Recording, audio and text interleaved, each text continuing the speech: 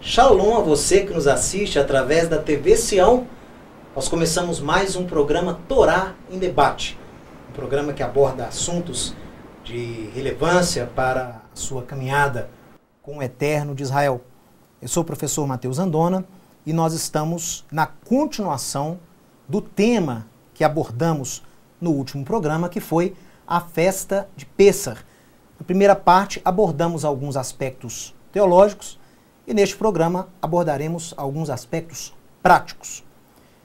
E para isso eu convidei uma pessoa muito especial, que é a minha esposa Tatiane.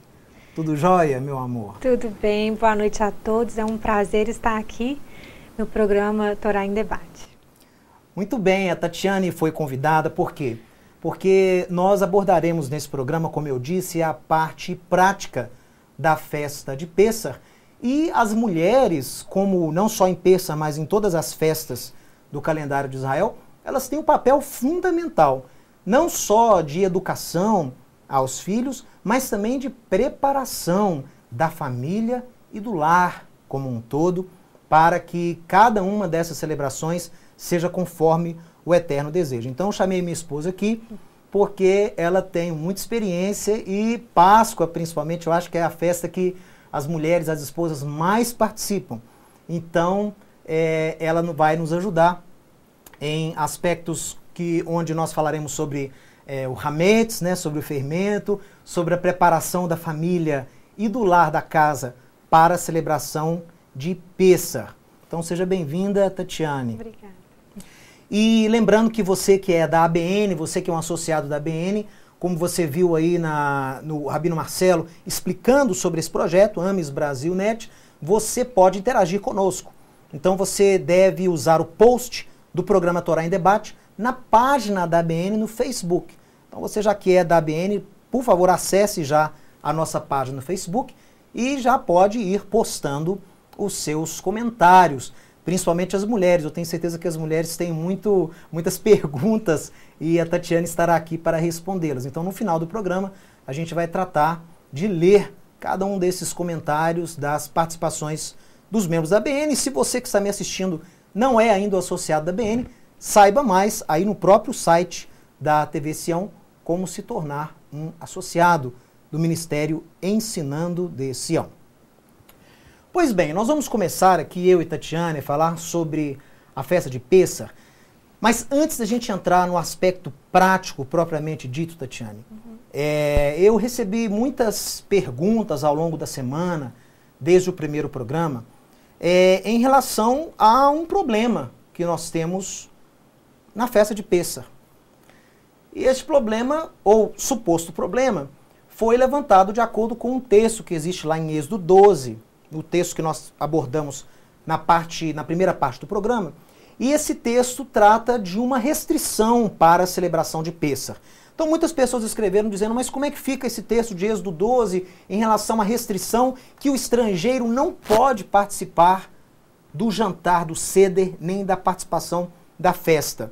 E a Torá prescreve que se esse estrangeiro quiser participar, se ele for um peregrino ou um estrangeiro e quiser participar, que ele tinha que ser circuncidado, para que ele pudesse celebrar com as famílias judaicas. Essa foi a prescrição lá do Êxodo. Então nós vamos tratar disso rapidamente, porque foram muitas perguntas, e eu creio que sim, é importante nós identificarmos como resolver esse problema, né, ou se é realmente um problema. Então você que está me assistindo, acompanhe o nosso estudo, nós leremos algumas passagens das Sagradas Escrituras, dos Escritos Sagrados, e você vai nos acompanhar nessa abordagem, né, tanto da Torá quanto dos apóstolos em relação à celebração de Pêssar por parte de não-judeus ou por parte de estrangeiros. Vamos analisar um pouco esse texto aí. Então, prepare-se, pegue a sua Bíblia e abra comigo já no livro de Êxodo, Shemot, no capítulo 12, versos 43 e 45. Vamos analisar o texto.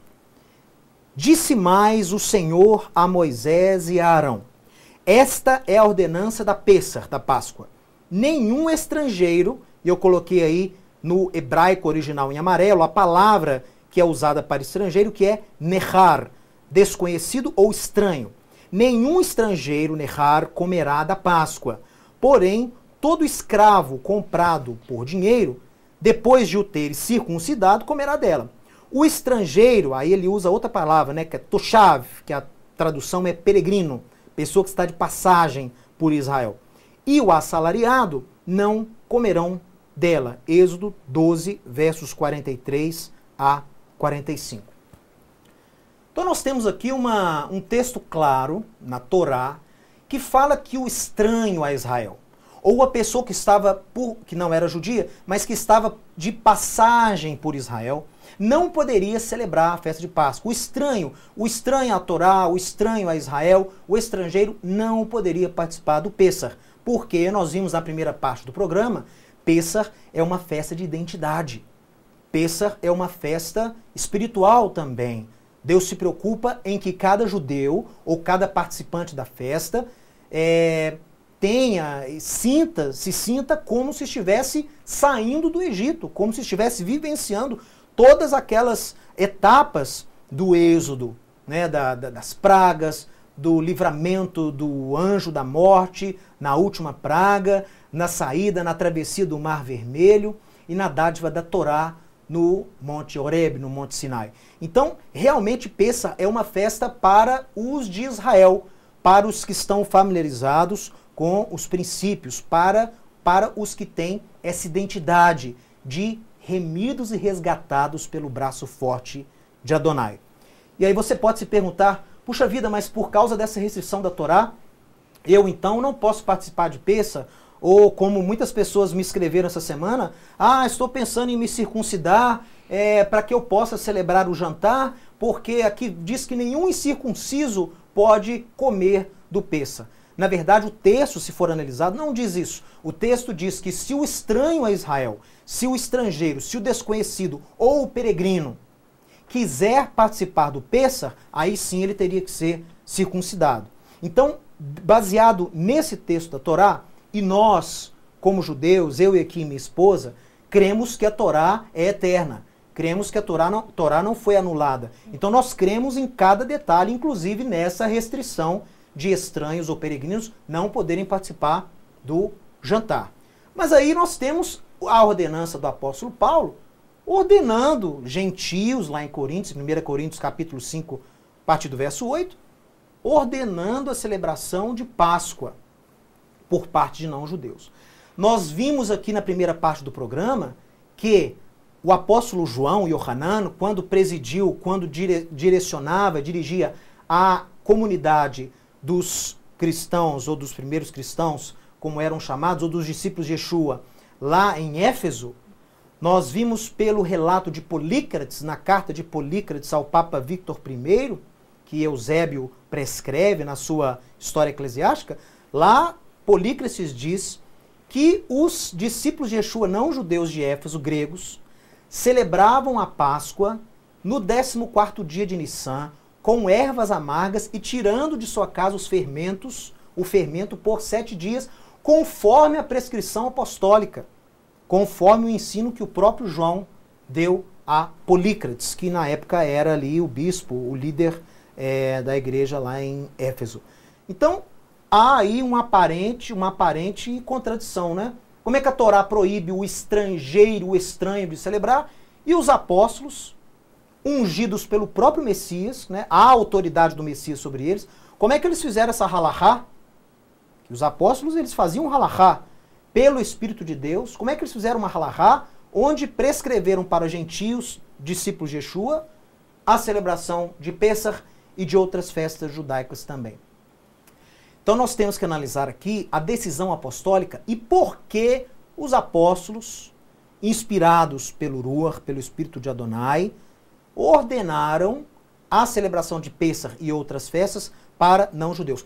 Em que os apóstolos se basearam? Então, para isso, para entender essa midrash que os apóstolos fizeram e essa halachá que decidiram, nós vamos ler um texto agora do profeta Yeshayahu, do profeta Isaías, no capítulo 56, para que você entenda o que os apóstolos usaram para permitirem a celebração de Pêssar para não judeus. Então acompanhe na tela comigo Isaías capítulo 56, versos 6 a 8. Veja.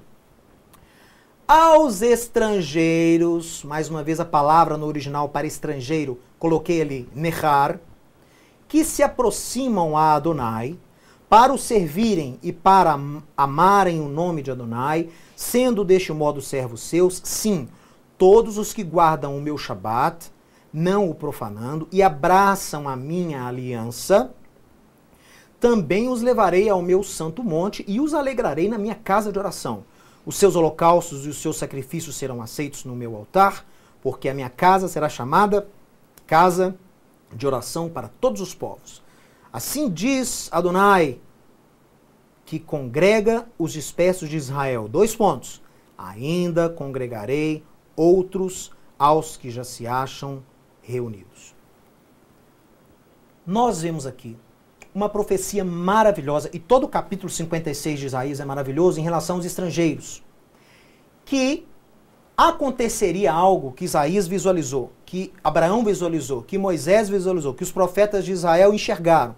Aconteceria algo na história de Israel que permitiria que Deus alcançasse estrangeiros, que Deus alcançasse pessoas que fossem fora da comunidade de Israel e de alguma forma Deus conseguiria aproximá-los. E aqui diz, Isaías é até mais claro, ele diz que até uns desses estrangeiros seriam feitos sacerdotes no templo do Senhor. Então a coisa é muito profunda. O que foi esse momento na história no qual estrangeiros, pessoas estranhas à comunidade de Israel, pudessem ser aproximadas? O que houve? O que disseram os apóstolos em relação a essa aproximação de estrangeiros e o seu ajuntamento no monte do Senhor? Seriam honrados pelo próprio Deus e seriam chamados pelo próprio Deus também. Baseado nesse texto, nós temos a Midrash apostólica, e esse próximo texto é um texto muito importante, porque ele mostra exatamente que o apóstolo Paulo, tendo conhecimento dessas profecias, que através do ungido de Deus, o que aconteceria que permitiria a congregação, o ajuntamento, a aproximação de estrangeiros ao corpo de Israel, lembrando que Israel é um povo, nós temos isso ao longo da história de Israel, várias pessoas que não eram judias, não eram da descendência de Isaac, adentrando a comunidade de Israel. Ao longo da história de Israel, há vários exemplos disso. Como sendo povo de Israel, como sendo família de Deus, o Mashiach tem essa missão de aproximar a Israel através da sua obra, aqueles que entregam sua vida a Deus, que se convertem a Deus através do Evangelho, do Bessorá, que o Mashiach inaugura. Esses que são alcançados a Deus através do Messias são o quê? Aproximados à comunidade de Israel e passam a ser co-herdeiros e co-participantes. Então, o Messias foi designado pelos profetas que ele teria essa missão, ajuntar, alcançar, cumprir a missão de Israel, que foi a missão de origem de Israel, que é abençoar as famílias da terra. O Messias proporciona com que Israel cumpra a sua missão de ser luz para as nações, de ser bênção para as famílias da terra. O quê? Aproximando esses estrangeiros à comunidade de Israel através da sua obra. Então, eles não são circuncidados, não se tornam judeus, mas através de Yeshua, eles nascem de novo, se convertem a Deus e são aproximados à comunidade de Israel. Então, preste atenção nos textos que nós lemos agora, os quais o apóstolo Paulo escreveu, tendo conhecimento dessas profecias, como a de Isaías 56. Então, acompanhe na tela comigo o texto de Efésios, capítulo 2, a partir do verso 11. Veja aí. Portanto, lembrai-vos de que, outrora, vocês, gentios na carne, chamados incircuncisão, pelos que são circuncidados, naquele tempo vocês estavam sem o Messias, separados da comunidade de Israel e estranhos às alianças da promessa, as alianças que Israel recebeu. Mas agora, em Yeshua, o Mashiach, vocês que antes estavam longe, olha aqui, foram aproximados, a mesma expressão que Isaías usa, pelo sangue do Mashiach. E vindo, o Yeshua, Mashiach vindo, evangelizou paz a vocês que estavam longe e paz também a nós que estávamos perto, porque por ele, ambos, judeus e não judeus, temos acesso ao Pai em um Espírito. Assim, vocês, gentios, mas que são servos do Deus Altíssimo através de Yeshua, já não são nehar, veja aí, a mesma palavra, já não são estrangeiros. Por que vocês não são estrangeiros? Veja aí. Ou peregrinos. Toshav, peregrino. Pessoal, note que são as mesmas expressões de Êxodo 12. Estranhos, estrangeiros ou toshavim, peregrinos, passageiros. Então, Paulo está falando aqui que através da obra do Messias, aqueles que antes eram estranhos a Israel, às alianças, e distantes da comunidade de Israel, são trazidos para perto. Você pode ler o capítulo 2 aí na íntegra na sua casa. Continue o texto comigo, veja aí. Assim vocês não são mais neharim, estrangeiros, peregrinos, toshavim, mas são o quê? São concidadãos dos santos. Veja aí. Família do eterno Deus de Israel. Está claro a midrash que os apóstolos traçam em relação à posição do não-judeu para o povo de Israel. Em Yeshua, através da obra do Messias, pelo sangue, pelo sacrifício de Yeshua, predito pelos profetas, aqueles que eram distantes, estranhos e peregrinos foram trazidos para perto, Efésios capítulo 2, se tornando concidadãos. E lá no capítulo 3 de Efésios ele fala que o grande mistério que Israel naquela época e até hoje não entende é que através da obra do Messias, os gentios, através da obra do Messias, sem circuncisão, sem se converterem ao judaísmo, são feitos o quê? Co-herdeiros e co-participantes da promessa. Então, a obra do Mashiach aproxima o estrangeiro. E ele se torna concidadão. Por que que a pessoa que aceitou o Deus de Israel através do Messias não deve se circuncidar? É a coisa mais simples e lógica. Porque a obra do Messias, ela tem o poder de aproximar. Se a pessoa, mesmo depois de aproximada a Israel, de ter acesso às alianças, ela quer se circuncidar, ela quer se converter ao judaísmo para ter acesso às alianças, isso é a mesma coisa que ela estar o quê? Negando a obra de Yeshua. Ela está negando a obra de Yeshua, ela está falando o seguinte, olha, a obra do Messias no madeiro não foi forte o suficiente para me aproximar de Israel. Eu então vou circuncidar e vou virar judeu para poder celebrar, para ter acesso às promessas ou às alianças. Então a pessoa está o quê? Ela está crucificando Yeshua 2 vezes. Então é um grande engano, é um grande erro, essas pessoas que ficam anunciando, e na internet tem muitos deles, falsos judeus, que se dizem judeus e não são, e que se dizem messiânicos, discípulos de Yeshua, e muito menos são, porque não acatam as decisões de quem Yeshua ordenou. O judeu, para ser messiânico, tem que crer não só em Yeshua, mas nas pessoas que Yeshua ordenou e delegou autoridade para fazerem halachá, para fazerem doutrina. Então, se a pessoa não crê nas pessoas que Yeshua ordenou, ela não é um judeu messiânico. Então, isso está claro. Continue vendo o texto, que tem uma outra recomendação do apóstolo Paulo. Veja aí. 1 Coríntios capítulo 7, verso 17 a 20. Veja. Ande cada um conforme Deus o tem chamado. É assim que ordeno, ordenança apostólica, em todas as comunidades. Foi alguém chamado estando circunciso? Não desfaça a circuncisão. Foi alguém chamado estando incircunciso? Não se faça circuncidar. Cada um permaneça na vocação em que foi chamado. Então o texto está claro. O apóstolo Paulo declara com a unção do Ruach, do Espírito de Adonai. O apóstolo Paulo, que era um rabino de renome na sua época, o de maior renome, como ele mesmo atesta aos Gálatas, que na sua geração ele excedeu a muitos. Ele, entendendo as profecias dadas aos profetas de Israel, ele declara, olha, o Mashiach aproxima os não-judeus a Israel. Ele tem um texto lindo lá em Romanos, onde ele diz que os gentios, eles são feitos família de Deus, eles são parte de Israel, mediante a circuncisão do próprio Yeshua. Eles não foram circuncidados por mãos de homens, foram circuncidados pelo próprio Yeshua. Eles nascem de novo. E assim são aproximados e se tornam co-herdeiros, né? Se tornam coparticipantes, se tornam herdeiros da promessa de Yeshua. E todas aquelas bênçãos que foram dadas a Israel, que Paulo menciona lá em Romanos capítulo 9, versos 4 e 5, né? São israelitas. A eles pertence a adoção. A eles pertence o culto. A eles pertence a glória, a Torá. A eles pertence as alianças, as promessas. E deles descende o Cristo.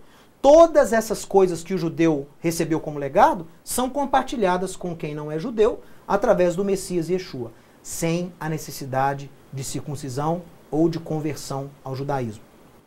Agora calma. Quem tem sangue judeu e por um motivo histórico, perseguições dos gentios, antissemitismo, inquisição, holocausto, se a pessoa é de origem judaica e ao longo da história foi obrigada a negar essa origem judaica e agora ela sente um desejo do Eterno, sente no seu espírito de retornar à comunidade de Israel, não a comunidade de Israel, mas retornar formalmente como a sua identidade judaica, aí sim a circuncisão ela é válida. E como prova disso nós temos o próprio Paulo circuncidando a Timóteo, que era de origem judaica, mas por causa do pai grego não foi criado no judaísmo. Timóteo regressou à fé judaica através da circuncisão porque era judeu, tinha uma linhagem judaica, tinha uma ascendência judaica. E o próprio apóstolo Paulo circuncida Timóteo. Esse é o caso dos Anusim, dos descendentes judeus da Inquisição, que quando tem provas, quando tem certificações, quando tem certeza, eles podem e devem voltar à sua identidade judaica, o que é claro, incide, inclui aí a circuncisão, a volta formal. Agora, quem não tem herança judaica, quem não tem ascendência judaica e já crê no Messias Yeshua, de forma alguma pode se envolver nesse tipo de conversão ao judaísmo. Muito bem, então nós vimos aqui de maneira clara a ordem apostólica para que não se circuncidem, não entrem nessa porque não vale a pena. Isso é para deixar claro para você que quem não é judeu, mas serve ao Deus de Israel através de Yeshua, pode sim celebrar a festa de Pêssar. Por quê? Porque você não é mais um estranho a Israel, você não é mais um estrangeiro a Israel, você é concidadão, você é família de Deus, você faz parte de Israel. Considerando a Israel como sendo a família de Deus, você faz parte de Israel, apesar de não ser judeu, você faz parte de Israel porque você foi aproximado pelo sangue de Yeshua. A Midrash dos Apóstolos é clara, a ordem apostólica é clara, que os gentios, através de Yeshua, são feitos o quê? São filhos de Abraão mediante a fé. Se só os filhos de Abraão podem celebrar Pêssar, então você, que não é judeu através de Yeshua, pode celebrá-la. Por quê? Porque você não é mais estrangeiro. Aquele regulamento lá da Torá de Êxodo capítulo 12 não se aplica a você, porque é lá em relação ao estranho, ao estrangeiro. E você não é mais um estrangeiro, você foi aproximado a Israel pelo sangue de Yeshua. Então a restrição lá de Êxodo 12 continua valendo. Estranhos a Israel, estranhos à fé no Deus único, não devem participar de Páscoa. Não devem participar do jantar. Porque essa é uma festa para Israel. Esta é uma festa para a família de Deus. Não uma festa para quem não entende nada, quem não sabe o que está acontecendo, quem é alheio à fé de Israel ou quem é contra a fé de Israel. Só deve participar quem já está inserido nesse contexto da fé no Deus de Abraão, Isaac e Jacó. E a gente vai falar mais sobre isso com a ajuda da Tatiana aqui ao término do programa.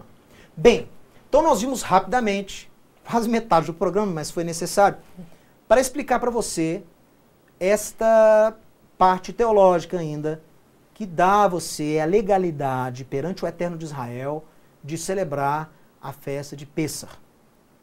Deus fala em Isaías que faria sacerdotes de gentios que guardam o Shabat, que entram na aliança do Eterno de Israel, e por causa disso esses estrangeiros podem também celebrar Pêssar, mesmo não sendo circuncidados, porque quem os ajunta a Israel não é a circuncisão, é o próprio Mashiach, o enviado de Deus. Agora nós vamos passar aqui, né, Tatiana, algumas partes práticas, que eu acho que é isso que o pessoal está bem ansioso para ouvir. A primeira coisa que eu quero a sua ajuda aqui para explicar para as pessoas é que Páscoa, pessoal, não diz respeito apenas ao jantar. Não é isso, Tatiana? Não só o Seder, né? Não é só o Seder. Na verdade, Páscoa na Torá tem um outro nome. É chamada de Matzot. A Torá chama a festa de Páscoa de Matzot, que quer dizer... O pão sem fermento, pão asmo. O pão asmo, que é o matzá.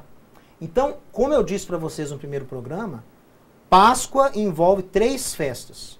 Quando a gente diz Páscoa, estamos querendo dizer, na verdade, 3 festividades. O jantar de Pêssar, que é feito no 14º dia de Nissan, né, no crepúsculo da tarde, um jantar com ervas amargas e pães asmos. No pôr do sol desse jantar, do dia desse jantar, tem início uma outra festividade que faz parte de Páscoa, que é chamada Festa dos Pães Asmos, ou Hag HaMatzot, Festa dos Pães Asmos. Essa festa consiste em não comer fermento durante 7 dias e também junto à Páscoa, no primeiro dia, após o primeiro sábado depois do jantar, é Bikurim, que é a festa das primícias. Então, Páscoa, na verdade, são 3 festas. E o mais importante de Pêssar, você sabe disso, nós moramos em Israel, você foi minha companheira lá em Israel também, você viu como funciona. O mais importante do Pêssar não é o jantar. Não é o jantar. O mais importante de Pêssar é o jejum. Tirar o fermento. Tirar o fermento. Que é o mandamento apostólico, lá em 1 Coríntios 5,8. Paulo fala, celebremos, pois, a festa de Páscoa, porque Cristo é o nosso Cordeiro, não é isso? Não com o fermento da malícia e da maldade, mas com os ázimos, com os matzot, da sinceridade e da bondade. Então, ou seja, a não ingestão de fermento durante 7 dias é mais importante do que o jantar.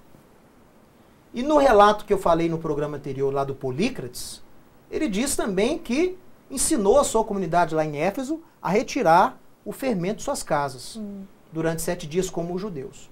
Tudo faz parte de Pêssar. É uma grande incoerência, não é? Essas pessoas que descobrem a originalidade da fé se preocupam em fazer um jantar, fazem um jantar lá conforme a Haggadah, que nós vamos mostrar aqui, e comem fermento nos próximos 7 dias e não retiram o fermento das casas. Não adianta nada, é preferível não celebrar o jantar. Verdade. É preferível não fazer nada. Porque você celebrar o jantar, fazer a polpa toda lá do jantar e não se preocupar com o matzot, com a festa dos pães asmos, é uma incoerência muito grande. Mais importante é tirar o fermento das nossas casas. Mais importante é tirar o fermento das nossas casas. Então, Tatiane, nós temos esses aspectos práticos, o processo de retirada do fermento das casas. Fala um pouco então pra gente, eu vou aqui junto com você, sobre esse processo de retirada do fermento das casas, lembrando que ele começa bem antes, não é? É isso que eu ia falar, a gente fala que Páscoa começa assim que termina Purim, porque é quando a gente começa a tirar o fermento das casas. É uma retirada bem minuciosa. A gente aproveita para fazer a faxina do ano na casa. Então você vai arredar os móveis, fazer a limpeza, lavar tapete, cortina, limpar dentro dos armários. Essa é a época da limpeza nas casas judaicas, a época que antecede Pêssar. A nossa casa está tendo faxinão, alguns dias já está tendo um faxinão lá e limpa-se tudo. É uma época muito boa, né? Você aproveita para limpar a casa e durante essa limpeza você vai retirando o fermento, já se preparando para a Páscoa. Porque no dia do jantar já não pode ter fermento nas casas. Não. E então esse processo começa logo depois de Purim e um dia antes do jantar. O jantar esse ano me parece que vai ser na segunda-feira, dia 14, à noite. Segunda-feira, dia 14 de abril de 2014. Esse programa está sendo gravado em 2014. O jantar de Páscoa cai na segunda-feira, dia 14 de abril. Isso.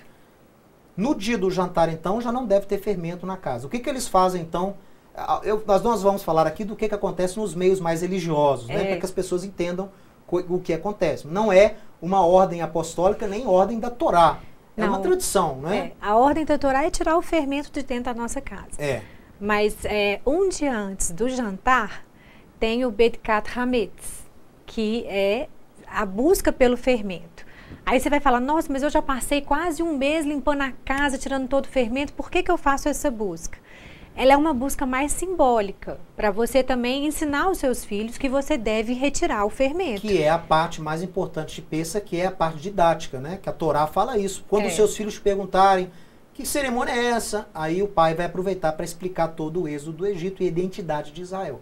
Então, simbolicamente, um dia antes do jantar de Páscoa, na noite anterior, há uma procura simbólica pelo fermento chamada de Bedikat Hametz. Isso. Né? Bedikat vem de livdok, que é a checagem, né? Para ver se há ali algum hametz, algum fermento na casa. E a tradição muito interessante, né? Porque apaga-se as luzes e o pai vai ali com uma vela com as crianças. Procurando. E simbolicamente a mãe esconde, né? Alguns pacotinhos de hametz, com alguma coisa com hametz. E o filho... Eles ficam todos felizes quando conseguem encontrar um fermento dentro da casa, né? É simbólico essa busca. E para ensinar as crianças sobre essa necessidade de tirar o fermento. Lembrando, né, pessoal, que o apóstolo Paulo já fala. Esse simbolismo ele é muito importante. Não foi à toa que Deus deu essa tradição e o apóstolo Paulo a ordenou para não-judeus também. Porque quando o sujeito tem essa preocupação, esse esforço de retirar o fermento da casa e não comer nada fermentado por 7 dias, ele vai aprender sobre coisas mais sublimes. Sobre coisas mais importantes, como, por exemplo, separar a malícia da bondade, o precioso do vil, o santo do profano. A Torá é cheia de simbolismos para ensinar o povo sobre preceitos mais importantes. Com certeza. Não é que a preocupação de Deus se limita a ter ou não fermento na casa. Deus quer que você sim guarde a tradição, porque fazendo aquilo você vai aprender sobre coisas mais importantes, separar coisas mais importantes na sua vida. Pois é, aí temos então o Bedikat, que é essa busca simbólica, e depois nos meios mais religiosos, ortodoxos, nós temos também a queima o cancelamento, né, o bitul. Você renuncia com a família ali aquele hametz que foi encontrado. E na manhã seguinte, nas comunidades mais religiosas, tem-se o biur hametz, que é a queima do hametz, né? Na manhã seguinte, no dia de Pêssah, nós temos o biur hametz, que é aquela queima simbólica, mas isso apenas nos meios mais ortodoxos, né? Bom, aí nós temos, acompanhe na tela então para você ver sobre o que nós estamos falando. Veja, nós temos os aspectos práticos da festa de Pêssah, que é a retirada do fermento. Olha aí, então, aspectos práticos, Pêssah e Matzot, festa dos pães asmos. Nós temos primeiro, então, antes do jantar, a retirada do fermento dos lares. Fermento é chamado de hametz na Torá. O Bedikat, que é aquela procura simbólica uma noite antes do Pêssah. O Bitul, que é o cancelamento simbólico de todo o hametz, que for encontrado nessa Bedikat, nessa procura simbólica. O Biur, que é feito a queima simbólica desse hametz na manhã seguinte, ou seja, no dia do jantar. E o último, Tatiane, é o Mehirat. O Mehirat é uma tradição mais recente, de alguns séculos, mas muito interessante também. Como ela é feita, você que está nos assistindo aqui? Pessoal, nós vamos explicar agora o que é o hametz, o que é o fermento que você tem que retirar da sua casa, mas eu já te adianto que fica muito oneroso, né? Se você for queimar e se desfazer de todo o alimento, a bebida que tiver hametz. Então os rabinos criaram aí uma regra onde você pode vender simbolicamente esse hametz para quem não é judeu, né? E aí essa venda é feita, geralmente se atribui ao rabino da comunidade o agente que vai fazer essa venda, ele faz um contrato com um não judeu, vende simbolicamente para esse não judeu um contrato, né? Por contrato, e após os 7 dias de Matzot, no 8º dia, há o resgate deste fermento, desses alimentos ou bebidas que contêm o fermento novamente para a casa do judeu. Eu, particularmente, Tatiane, nesse contexto do Mashiach, eu acho isso um pouco complicado, porque a pessoa pode não ser judia, mas ela pode ser uma serva do Deus de Abraão, Isaac e Jacó, e ela deve guardar também a restrição de não ter fermento. Então o ideal é, como a Torá diz, é tirar da casa, né? Deixa em outro lugar, né? Deixa ou se você não tem como tirar, coloca num quarto, se você tem uma casa com como é que fala, um barracão, né? Deixa trancado lá no armário, né? Você pode fazer doações também. Você pode fazer doações. Para quem não segue nada, não crê em nada. Né? A pessoa não crê em nada, não segue nada, você faz uma doação. Mas o ideal é que a pessoa junte tudo, né? Junte tudo e deixe guardada, se possível fora da casa. Se não for possível, num canto bem afastado dentro da casa, trancado, para que ninguém possa ter acesso durante os 7 dias de Hametz. Né? Até as comunidades, até entre os judeus ortodoxos, tem certos tipos de hametz, bebidas com hametz, que ninguém quer abrir mão. Nós vamos ver agora que as bebidas que têm origem, a fermentação de grãos, como o uísque, por exemplo, ninguém abre mão de uísque, né? O pessoal, as famílias mais ortodoxas, guardam o uísque lá, trancam no armário e deixam passar lá o período do Matzot, 7 dias, e no 8º dia elas destrancam, porque são alimentos onerosos, né? Ia ter um ônus muito grande a pessoa abrir mão disso todo ano. Então, o interessante é a pessoa pegar tudo que tem o hametz, que a gente vai falar agora o que é. Já tem muita gente perguntando, mas o que é hametz? O que eu tenho que tirar? Então, nós vamos falar com calma, a Tatiana vai me ajudar. Guarde tudo, separe tudo e deixe num canto lá da sua casa ou num outro lugar fora de sua casa para que você possa celebrar, né, no seu lar. Ou deixe no seu escritório, numa caixa, né, no seu trabalho, sei lá. Outra dica que eu faço lá em casa é você não estoque esses alimentos que tem o hametz no período anterior. Então, por exemplo, agora eu fiz compra lá para casa hoje. Eu já não fiz muita compra. Não é? Se está quase acabando o que tem hametz, eu sei que daqui 2 semanas eu vou ter que tirar, eu já não compro, porque eu espero passar os 7 dias. É uma dica boa também. É uma dica boa também. Bom, aí, Tatiane, nós temos o seder, né? Acompanhe na tela mais uma vez aí, olha. Nós temos o seder, que é o jantar. Nós temos, depois, na noite do jantar, começa a festa de Matzot. Então, durante o jantar já não se come nada fermentado por 7 dias. Então, quero que você acompanhe na tela uma foto de um típico jantar de Pêssar. Veja aí. Essa aí é uma foto de um típico jantar de Pêssar. Tá aí o pai ali à cabeceira, todos os filhos reunidos, né? E cada um com a sua Haggadah, que nós vamos falar daqui a pouco, né? Para poder seguir a sequência do jantar, com o prato Keará, que nós vamos mostrar aqui agora, e fazendo a cerimônia toda do jantar de Pêssar.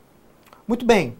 Tatiane, agora o que todo mundo quer saber. O que é hametz? O que é fermento em relação ao que a Escritura diz? Então nós vamos ver agora, nós vamos falar agora o que vem a ser o tal do hametz. Então veja aí, veja na tela comigo o que seria o hametz. Né? O que é o hametz? Veja. Hametz é todo alimento oriundo da fermentação de grãos. Então aí, Tatiana, a gente tira essa confusão que as pessoas arrumam em relação à fermentação, né? Ah, então eu não posso tomar iogurte? Então eu não posso tomar... Como é que eu posso tomar vinho? Mas o vinho é fermentado. Calma, calma. É fermentação de grãos. Não é fermentação de fruta. Fermentação de grão. Tudo que for oriundo da fermentação de grãos, nós vamos falar quais são aqui, você deve evitar. Não só o alimento que essa fermentação gerou, mas como o próprio grão. Porque o próprio grão, potencialmente, se ele entrar em contato com a água mais de 18 minutos, ele vai fermentar. Então a gente tira dos lares o alimento que resultou da fermentação desses grãos e os grãos propriamente dito, por precaução. Quais são os grãos? Veja aí na tela comigo. Cevada, trigo, aveia, centeio e espelta, que é aquele trigo vermelho. Então, essa ordem, essa restrição, de acordo com o Tratado Halá, né, do Seder Zeraim, nós temos que são os trigos comuns do Oriente Médio, que são evitados. Por que são evitados? Porque se eles ficam mais de 18 minutos em contato com a água, eles fermentam. Aí eles vão conter o hametz, vão conter o fermento, não é isso? E o fermento propriamente dito também, como o pó royal, o fermento biológico, esse também a gente deve tirar, além dos grãos e oriundos. Além dos grãos e derivados, não é isso? Então, pessoal, fica bem claro aqui que essa retirada do fermento e a abstinência de alimentos fermentados são alimentos que são derivados da fermentação desses grãos que vocês viram aí. Né? Que é a cevada, o trigo, a aveia, o centeio e a espelta. E esses grãos também são retirados. Né? Então, por exemplo, pães de toda a variedade, porque são feitos com farinha de trigo. Qualquer tipo, até aquele, mas esse aqui é fininho, é aquele pãozinho sírio. Qualquer tipo de pão, porque ele fica com contato com a água mais de 18 minutos e fermenta. Sim. Aveia também nós tiramos, né? A cevada, o centeio e bolos também, você evita, biscoito, macarrão, né? O glúten, né? Quando tem escrito lá na embalagem, contém glúten. Essa é uma dica boa. É uma dica boa que foi fermentado. Se tiver lá, contém glúten, não pode. Não pode, contém glúten, tem que tirar. Né?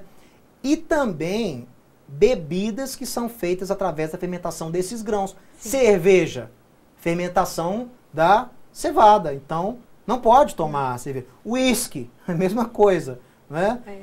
Saquê depende aí da origem, porque é feita através da fermentação do grão de arroz. E os ashkenazim, eles também incluem o arroz, o feijão e o milho como hametz. Os sefaraditas não. Mas os ashkenazim mais religiosos incluem, além desses 5 grãos, também o milho, o arroz e o feijão. Eu acho isso um pouco exagerado. Eu, particularmente, não só porque sou sefaradita, mas isso eu não incluo, não. Mas eles também tiram, né? Alguns ashkenazim mais religiosos, eles tiram também esses grãos aí. Então, esses elementos devem ser retirados da casa. E as pessoas perguntam, mas e o vinho, Mateus? Eu não posso comer fermento, mas o vinho pode? Não, o vinho é fermentação da uva. A uva é fruta.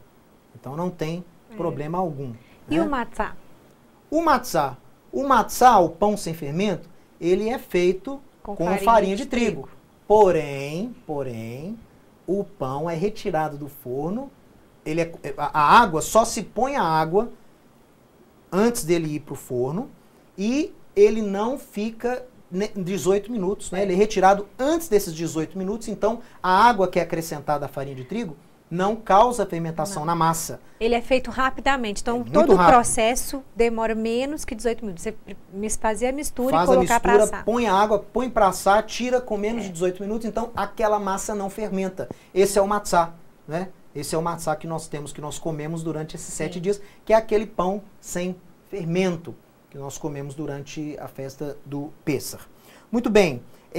Então, pessoal, essa retirada do fermento, como nós dissemos aqui, ela é mais importante até que o próprio jantar, porque ela é que dá continuidade ao jantar. Ela é que dá a simbologia da festa, não só o jantar. Então, seguindo a instrução apostólica, seguindo a prescrição da Torá, você que está me vendo agora, que serve ao Deus de Israel, faça como os primeiros discípulos de Yeshua, faça como os primeiros cristãos, volte às raízes da sua fé e tente celebrar, faça o que você conseguir, né, com a festa de Pêssar e a festa também do Matzot, ficando 7 dias sem ingerir alimentos fermentados e retirando também esses alimentos da sua casa. O que inclui, né, Tatiane, barrinha de cereal, bolo, também pão, biscoito, né? A pessoa... vamos falar do pão de queijo? Pão de queijo, uma boa... Pão de queijo. Bom, o pão de queijo é feito com polvilho. O polvilho vem da mandioca. Não havia mandioca no Oriente Médio. Na época da Torá, hoje até você pode achar lá para comprar, mas não é natural do Oriente Médio.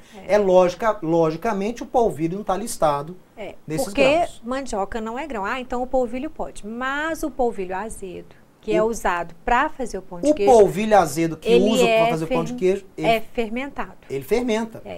Então não pode. Não. O polvilho azedo não pode. Ele passa por um processo de fermentação Ele para fermenta. virar o polvilho azedo. Logicamente não pode. Não pode. Né? O Se polvilho doce pode. polvilho doce pode. Não fermenta. Não. O polvilho azedo fermenta. É. Então ele entra hametz, ele entra na categoria Sim. de hametz. Muito bom.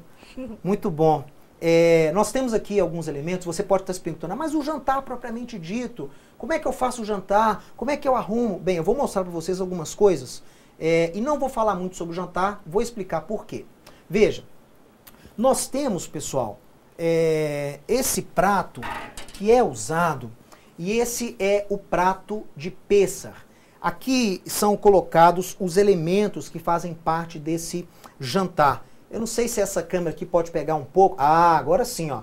Então vocês estão vendo aqui o queará. Queará significa prato. Esse é o prato utilizado geralmente em Pêssar. Ah, mas eu não tenho queará. Faz com que você conseguir, não é obrigado a ter um queará. E aqui são colocados os elementos, né? Então nós fizemos isso aqui para ficar mais fácil de celebrar. Aqui nós temos o maroro, que são as ervas amargas, geralmente o gengibre que nós usamos. Nós temos o beitzá, que é aquele ovo que simboliza a oferta hagigá, que era feita no templo. Nós temos o zeroa, que é um osso de cordeiro. Lembrando que os judeus, geralmente os ashkenazim, não comem carne de cordeiro no jantar de Páscoa. Por uma razão muito simples.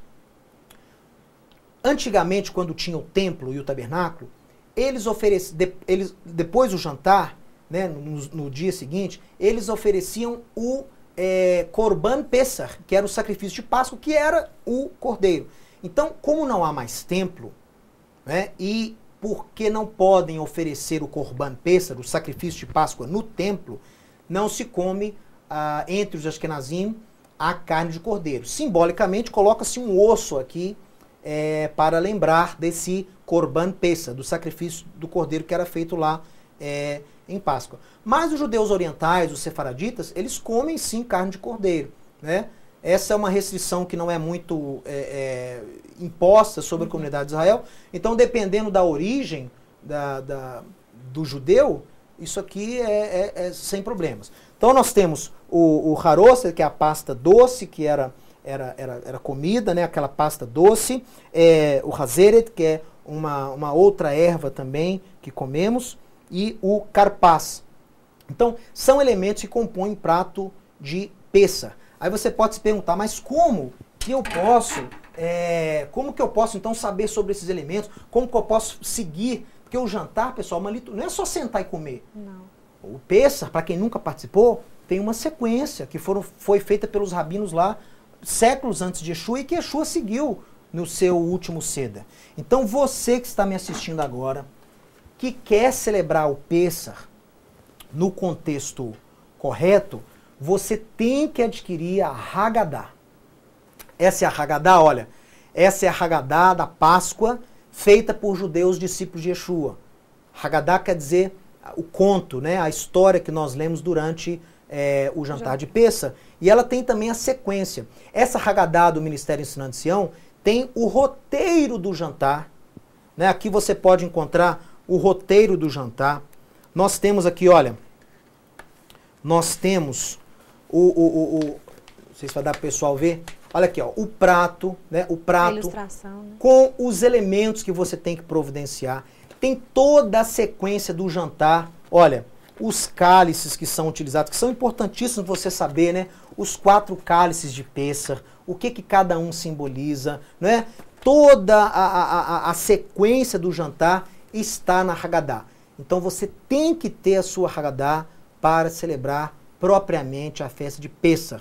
Se você quiser adquirir a sua, basta entrar no site do Ensinando de Sião, ensinandodesião.org.br, e lá você vai clicar em loja, e na nossa loja você tem lá em livros a Haggadah, Haggadah com H, né? Então você deve ter a sua Haggadah, e por isso que nós não falamos aqui no programa sobre o jantar propriamente dito, porque o jantar está todo na Haggadah, ele é mais fácil de ser feito. O mais difícil que as pessoas se esquecem é o jejum de fermento, que nós temos que mostrar para as pessoas que é mais importante do que o jantar e é algo que está sendo menosprezado, não só por esses que redescobrem as raízes da fé, mas também pelo próprio povo de Israel. Né? Tem muita gente que não segue, não dá importância, muito judeu que não dá importância, então Tem que dar importância sim, porque é mais importante do que o jantar. Faz parte desse mesmo simbolismo. Então adquira a sua Haggadah da Páscoa messiânica, que é conforme qualquer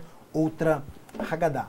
Agora eu quero falar para você sobre o curso de teologia do Ensinando de Sião, que é o curso do CATSO, Centro Avançado de Teologia, Ensinando de Sião. Veja aí, é um curso feito para você à distância, totalmente pela internet, as videoaulas e o material didático totalmente disponíveis para você. De qualquer lugar do mundo você pode acessar através da internet. E nós temos 32 disciplinas, né? 15 módulos, na verdade cada módulo contém 2 disciplinas. E em aproximadamente 20 meses você termina esse curso, que é um curso das raízes da fé. Você vai estudar com os professores do Ensinando de Sião, judeus messiânicos, que vão mostrar para você as raízes, as origens da fé. Então, aconselho você a entrar no site, veja aí, www.cates.com.br. Entra agora mesmo e veja lá uma aula de demonstração, veja como funciona o curso. Eu tenho certeza que você vai gostar muito.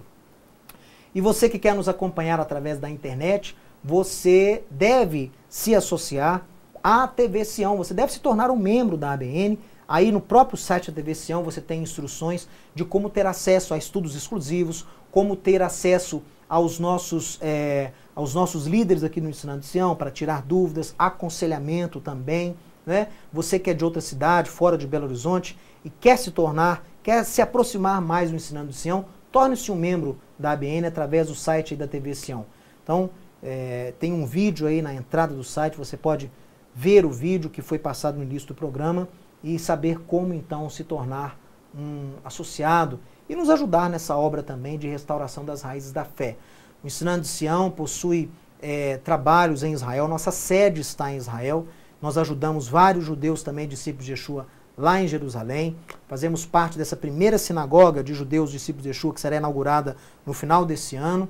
E então você também pode fazer parte dessa ajuda que damos a Israel através da ABN, fazendo a sua doação e compartilhando conosco de estudos exclusivos. Acompanhe também o Ensinando de Sião pelas redes sociais, veja aí na tela. Você pode se associar, seguir, aliás, né, o Ensinando de Sião no Facebook, facebook.com/Ensinando de Sião é o nosso nome, e no Twitter também nós temos postagens ali diárias que são feitas para abençoar a sua vida. Não esquecendo de entrar no nosso portal também, que é o ensinandodesião.org.br. Esse é o site principal, com centenas de estudos em vídeo gratuitos, artigos teológicos, produtos judaicos, livros, né? Você deve entrar no nosso portal e nos acompanhar também através do Facebook e do Twitter. A você que nos acompanhou, muito obrigado. A você que é da ABN, né? Peço desculpas aqui, né, Tatiana, que nós não conseguimos ler todos os comentários, mas eu quero receber cada um desses comentários e perguntas, nós vamos responder cada uma delas. Inclusive as perguntas, podem endereçar a pergunta a Tatiane também. Ela irá responder a sua pergunta. Mulheres estão me assistindo, com o maior prazer ela vai responder. Então envie a sua pergunta para o contato@tvsião.com. E as perguntas que estão aí no Facebook, nós iremos responder, né? Então logo nós terminemos o programa, nós vamos responder essas perguntas também, agora no decorrer dos dias. Você que é da ABN, não se preocupe. E você que não é da ABN, que tem alguma pergunta, pode enviar através do e-mail contato@tvsião.com. Tatiane, muito obrigado. Eu é que agradeço. Pela sua participação. Você tem alguma mensagem final para as pessoas que queiram celebrar o Pêssego, principalmente para as esposas, para as mulheres? Eu acho que é uma festa que é imperdível. Você cresce muito celebrando a festa, você aprende muito, você ensina para os seus filhos, para a família. Você só ganha, é uma bênção. Eu acho que todo mundo deve se empenhar em não só fazer o seder, né, o jantar de Pêssego, mas também guardar o jejum do fermento durante esses 7 dias. Muito bem, muito bem. Então, você que nos assistiu até agora, receba o nosso caloroso shalom, né, o nosso muito obrigado por você ter ficado conosco até agora, e não deixe de acompanhar no Ensinando de Sião, através do site, através do Facebook, e faça parte também dessa visão da restauração da igreja e também de Israel. A você, meu caloroso Shalom Uvrachot, e até a próxima semana.